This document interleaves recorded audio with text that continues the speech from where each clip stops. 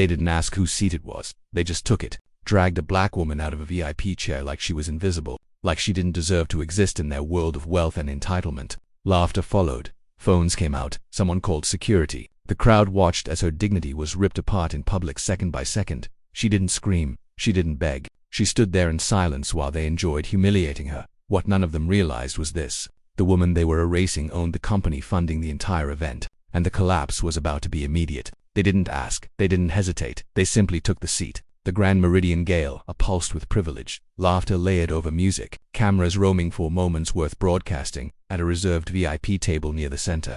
Danielle Cross sat quietly reviewing notes she had been invited to deliver later that evening. Her posture was composed, her attention focused. She didn't need to announce herself. She had built the table everyone was circling. A voice sliced through the music. "You're in our seats." Danielle looked up. A couple stood over her, confidence sharpened into entitlement. Trevor Hale smiled like he owned the room. Lydia Hale didn't bother hiding her irritation. Lydia snapped her fingers at a server. This woman wandered into the wrong section. Trevor reached for the place card and laughed. "Initials only," he said loudly.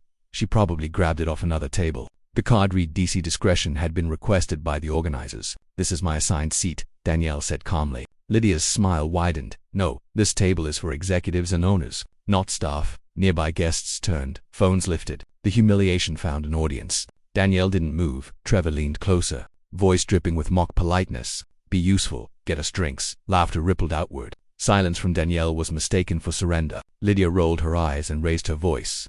"Security." Two guards arrived quickly, already aligned with the wealth in front of them. "Ma'am, you'll need to step away," one said, hand hovering. "I have a right to be here," Danielle replied. Trevor shoved her shoulder. "You have a right to leave." Gasps followed as Lydia grabbed Danielle's arm and yanked her from the chair. Cameras zoomed in. A spectacle was born. Danielle steadied herself. Her voice was quiet. "You're making a serious mistake." They laughed harder. "Oh, please," Lydia scoffed. "The mistake was letting you inside." A guard tightened his grip on Danielle's arm. Then the music died. The commanding voice cut through the ballroom. "Unhand her now." Head snapped toward the stage. The chairman of Meridian Industries moved fast, panic plain in his eyes. He pushed through the crowd, breathless. "What are you doing to Miss Cross?" he demanded. The guards released her instantly. Lydia blinked. "Ms. Cross." The room froze as the chairman faced the cameras. "Ladies and gentlemen," he said, voice trembling, "allow me to introduce our new chief executive officer and majority shareholder of Meridian Industries, Danielle Cross." The air vanished.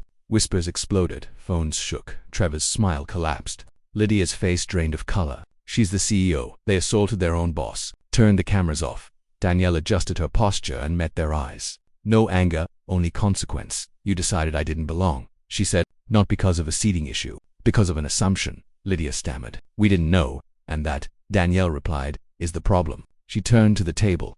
"Every person who laughed, recorded, or stayed silent, you chose hierarchy over humanity." Phones lowered, eyes dropped. Trevor tried to recover. "This is a misunderstanding. You placed your hands on me," Danielle said. "You ordered my removal. You publicly degraded a leader you believed was beneath you." She turned to security. "Escort them to human resources. Termination processing effective immediately." The ballroom gasped. Lydia panicked. "You can't, my family. I own the board," Danielle said. Trevor's knees buckled. "Please, we have children." "Then remember tonight," Danielle said evenly. "When you teach them what respect looks like." Security led them away as cameras captured every step. Their confidence unraveled in real time. Danielle moved to the podium. The orchestra remained silent. The room surrendered. "When merit is ignored and assumptions rule," she said, "organizations rot." She scanned the faces that had mocked her minutes earlier. "Starting today, Meridian Industries becomes a place where dignity is not optional." No one breathed. "If you choose arrogance over empathy," she continued, "you will not work here. If you choose silence while injustice happens, you are the problem." Guilt settled heavy. No applause followed, only understanding. Danielle delivered the final line without raising her voice. "Judge me by anything other than my leadership, and you'll learn how replaceable you are." Then applause came, not polite, not forced, real. As the music resumed, the lesson carved itself into the room. Never assume you outrank the person who built the table you're sitting at. Danielle stepped down, unbothered by the chaos behind her. The gala continued, but nothing was the same. Power had revealed itself calmly and publicly. They learned too late what silence really meant. If that moment made your chest tighten, this story was for you. Like this video, share it with someone who's been underestimated, and comment where you're watching from. Most importantly, write the word that defines what she reclaimed tonight: respect, power, dignity, or justice. Subscribe and turn on notifications for more stories where arrogance collapses in public and silence proves dangerous. This channel is for those who refuse to shrink, refuse to explain themselves, and refuse to let humiliation go unanswered. Let the comments show how many of us are done being quiet. Haha.